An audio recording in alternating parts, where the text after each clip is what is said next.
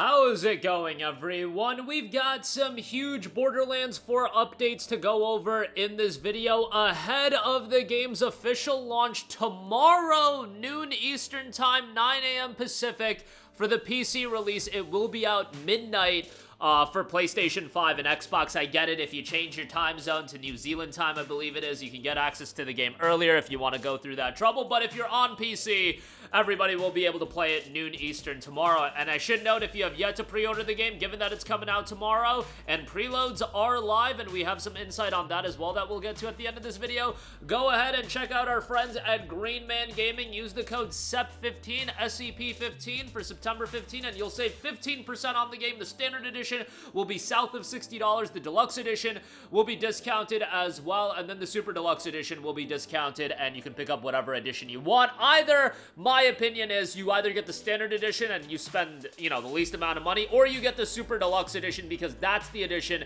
that includes the content with the new Vault Hunters that are going to be coming out, and I feel like that's the most relevant piece of upcoming DLC. The bounty pack is cool, and that's included in the deluxe edition, and obviously included in the super deluxe.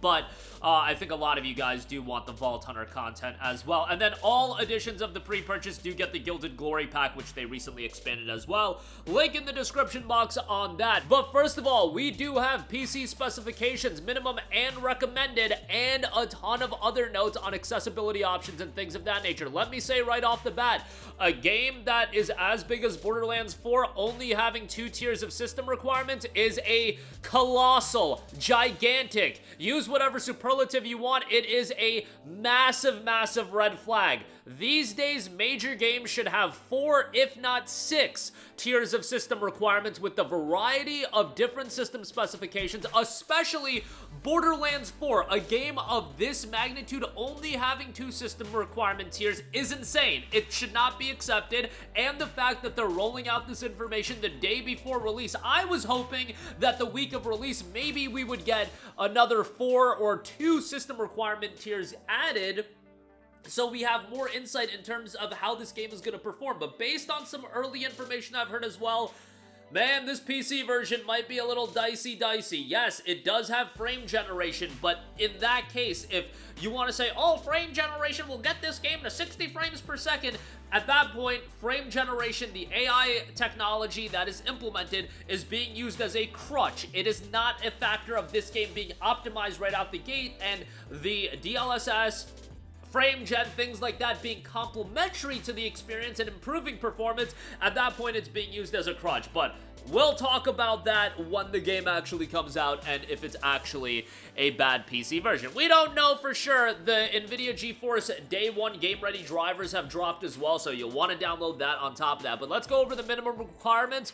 You're looking at an Intel Core i7 9700, AMD Ryzen 7 2700X, 16 gigs of RAM, an RTX 2070 or an RX 5700 XT, Intel Arc A580. So for minimum requirements, an RTX 2070, that's fairly sizable. It's not crazy. Recommended, on the other hand, you're looking at an Intel Core i7 12700 or a Ryzen 7 5800X, 32 gigs of RAM, which, to be fair, is becoming more and more of a standard, and then an RTX 3080 or a Radeon RX 6800 XT. Even though the 3080 is a couple generations old, that's still a pretty sizable requirement. For a GPU that is a couple years old, but still, that was a monster GPU when it dropped, and that being recommended, definitely a bit of an eye-opener. And the issue is, you're not getting any sort of clarity as far as what this means. Minimum PC requirements and recommended PC requirements, they can be interpreted in so many different ways.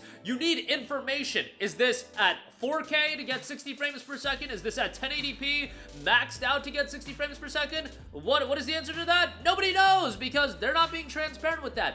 What you want to look for with system requirements is always a level of transparency, and when there isn't a level of transparency, like there isn't with this game, and given how big of a game this is, you should be very, very skeptical on how a game like that turns out, especially with all of the issues with Unreal Engine that have been had over the past number of years. And just look at the past couple of months with how bad some of these games have been.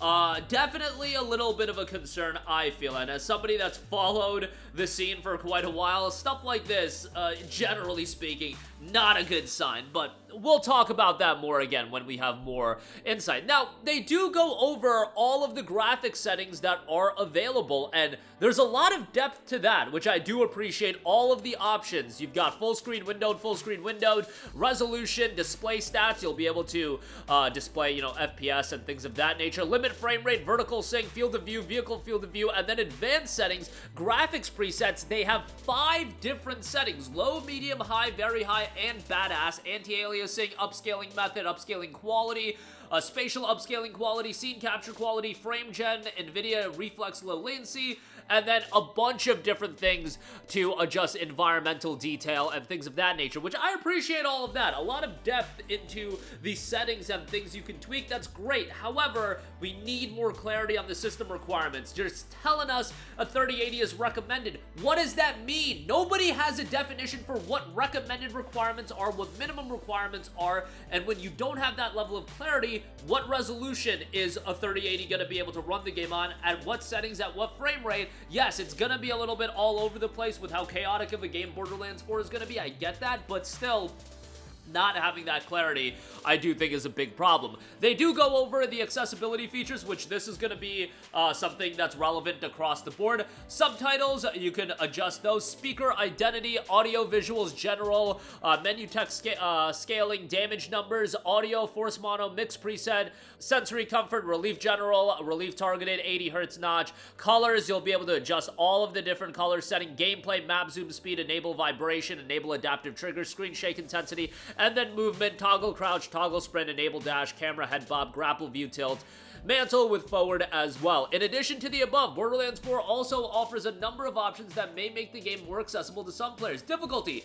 set when creating a new character, scales individually in co-op parties. So yes, if you are playing the game cooperatively with your friends, individually you'll have a difficulty option, which is very new for a game like this to have that option, but I love it. Like, as somebody that's all aboard on playing games on easy these days, you know, being old and washed up is a little bit difficult, you know, having the individual difficulty slider I do really appreciate. There's easy, looking for a story, reduced damage, elemental affinities matter less.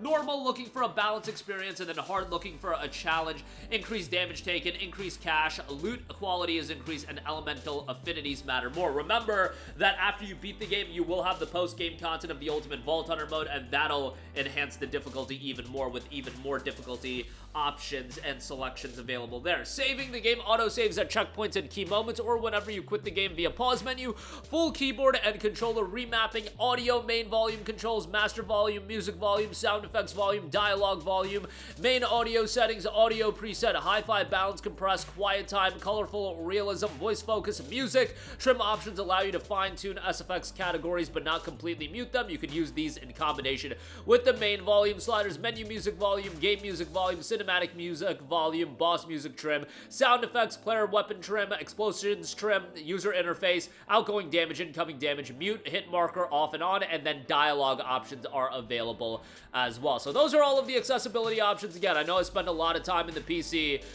specifications, but I do find a game of this gravitas only having two tiers of system requirements.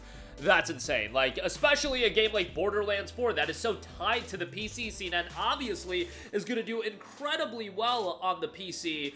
Not having at least 4 tiers of system requirements, I think, is a glaring red flag, but there you go with that. Also, Borderlands 4 preloads are kicking off today. By the time you're watching this video, preloads should be live, and the download on PlayStation 5 and Xbox Series X and S, very manageable at 28.1 gigabytes on PlayStation 5. On Xbox, it's 29.5 gigabytes. PC, 65 gigabytes on PC. Maybe there's a day one patch baked into it on PC. I am not sure, but that PlayStation 5 install size is very small, and Xbox Series X and S also very small, 65 gigs. Even that is pretty reasonable, all things considered these days, so Good stuff there, if nothing else. But that is going to do it for me. Again, if you do want a cheaper copy of Borderlands 4 on PC, Green Man Gaming is the spot to go.